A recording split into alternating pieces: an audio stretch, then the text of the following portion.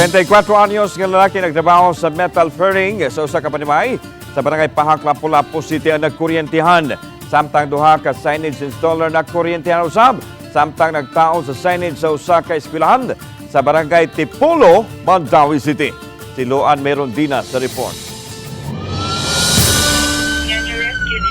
Alas 10 ganihang buntag, girespondihan sa Lapu-Lapu City DRRMO ang alarma sa usa ka lalaking nakuryentihan samtang nagtrabaho sa kisame sa usa ka panimay sa Barangay Pajac, Lapu-Lapu City. Samtang nagtaod og metal furring sa kisame ang 44 anyos nga trabahante, gikatahong nasabud niini ang secondary line. Maayo na lang kay wa kini matagak gikan sa atop.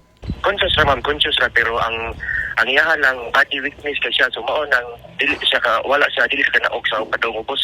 Nunot ni ini, may pahigayon og rope rescue ang Lapu-Lapu City DRRMO gamit ang spine board o basket stretcher aron mapakanaog ang naasong trabahante ug madala sa hospital.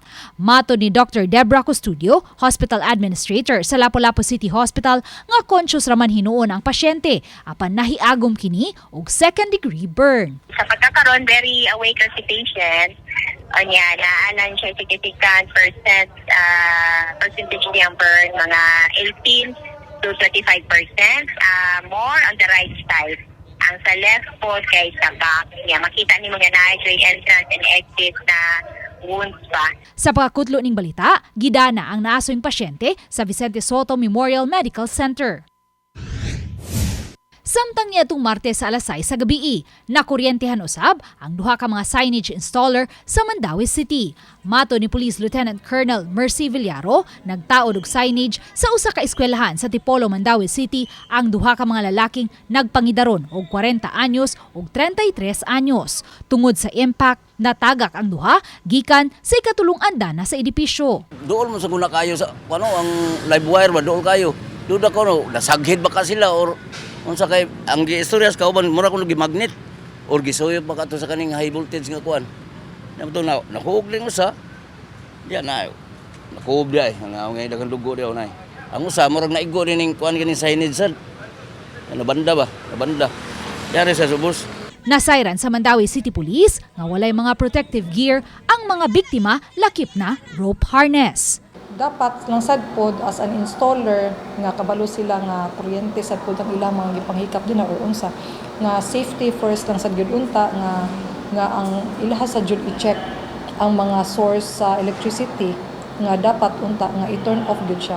Mausad pod on the part sad pod sa school nga magbinantayay sad pod gyud sila kay basing wala na remind ang usag-usab.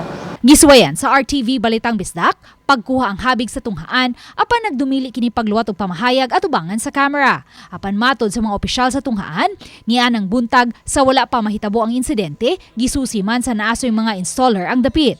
Busa may ideya na sila sa sitwasyon sa lugar.